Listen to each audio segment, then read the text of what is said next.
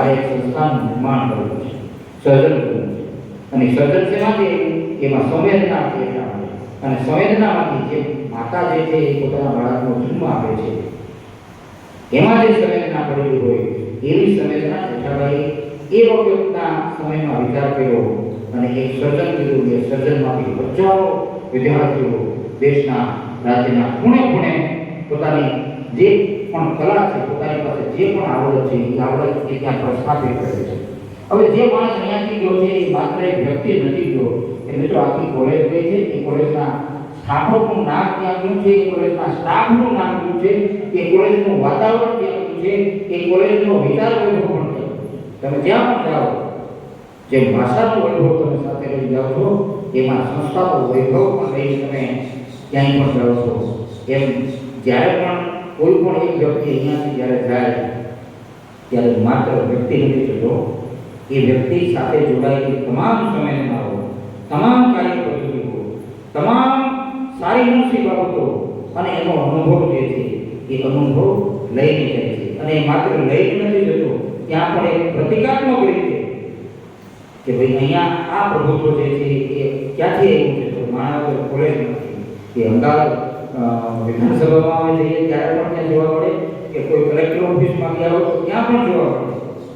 અને આ સંસ્થામાંથી કોઈ અધ્યાપક તરીકે બહાર ગયા હોય તો ત્યાં પણ એક પ્રતિનિધિ જે છે એ પ્રતિનિધિ વ્યક્તિગત નથી હોતું, એ પ્રતિનિધિ એક કોલેજનું સામૂહિક રીતે હોય છે.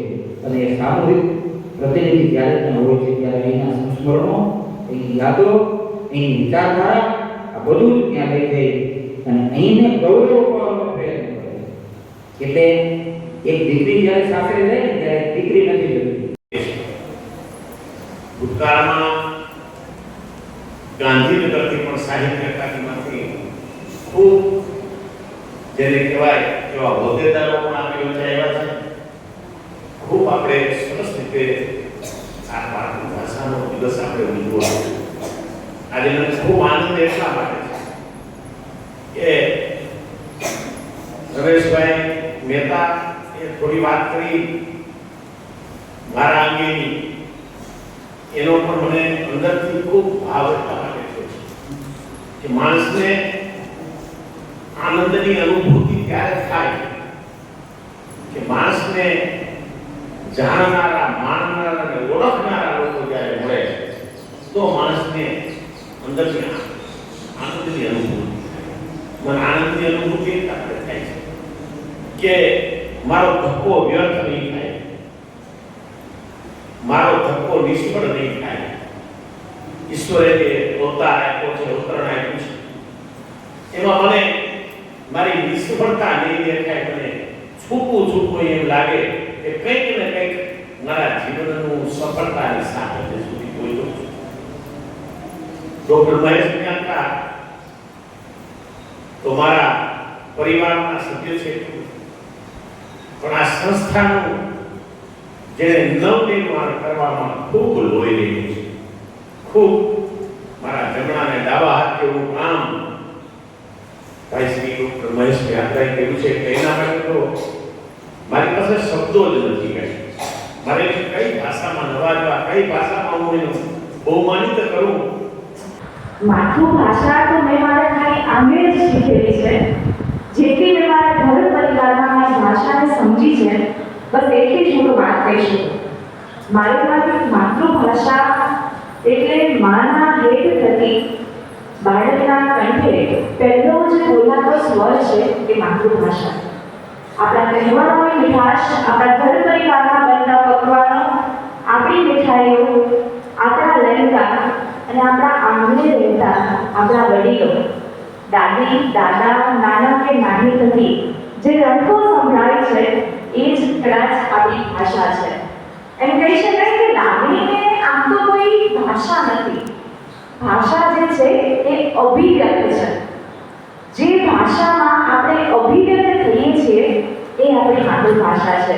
તમે કોઈ 4 કે 5 વર્ષના બાળકને થોડી વાર માટે એની માતાથી અલગ રાખો અને પછી ફરીથી જ્યારે એ બાળક એની માતાના સંપર્કમાં આવે અને એની આંખમાં જે વર્તાય ને એ લાગણી છે, પણ એ માને જોઈને જે કાળીની બોલીમાં જે લહેરામાં એ બાળકની માતાને આ ક્ષણ બાળકને મળ્યાની લાગણી અભિવ્યક્ત કરે છે ને એ આપણી ભાષા છે. જે રીતે આપણે આપણી જાતને અભિવ્યક્ત કરીએ છીએ, આપણી ઓળખ ઊભી કરીએ છીએ, કદાચ એ જ આપણી માતૃભાષા છે. અને માતૃભાષા અભિયાન જ્યારે ચાલી રહ્યું હોય, વિશ્વ માતૃભાષા દિવસના દિવસે જ્યારે આપણે વાત આપણી ભાષાની કરી રહ્યા હોય, ત્યારે આપણી ભાષાનું જતન અને આપણી માતૃભાષાની ખરી ઉજવણી એક જ રીતે થઈ શકે. એ છે કે આપણી ભાષાનું આપણે કોઈ અન્ય ભાષા સાથે સરખામણી ન કરીએ. વિશ્વ સ્તરે અન્ય કોઈ ભાષા દરેક વ્યક્તિને જોડતું એક માધ્યમ છે. દરેક ભાષાનું આપણે સહર્ષે સન્માન કરીએ અને આપણી પોતાની ભાષાનું ગૌરવ અનુભવીએ.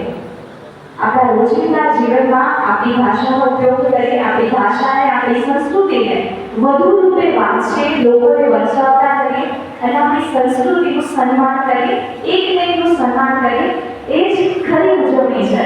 આમ જોવા જઈએ તો ભાષાની ઉજવણી કોઈ એક દિવસમાં સાચવી શકાય ને એટલું ગજુ આપણી ભાષાનું છે જ નહીં. આપણી ભાષાની ઉજવણી તો સાહેબ આપણા ઘર પરિવારમાં એક ક્ષણે થાય છે. એક દિવસે એક અંશે આપણા તહેવારોમાં આપણી ભાષા ઉજવાય છે. આમ જોવા જઈએ તો આપણે દરેક દિવસ આપણી જીવનશૈલીના આપણી ભાષા સાથે ઉજવીએ છીએ, આપણી ભાષા ખાતર ઉજવીએ છીએ. જગતના કોઈ પણ છેડે જઈએ તો પણ આપણી ભાષા, આપણી સંસ્કૃતિ આપણી હારે એક પડછાયો બનીને જ્યારે આવે છે એ મને લાગે છે. ફરી એકવાર આજવાળું એ પરમ તત્વ કે ઈશ્વરના ચરણોમાં અર્પણ કરું છું કે જેના થકી મારા પિતાની હાજરીમાં એક અતિથિ તરીકે આટલા સન્માનીય લોકોની વચ્ચે જેઠાબાની હાજરીમાં મને આ સદભાગ્ય આ દિવસ મારે નામ કરવાની એક તક મળી છે.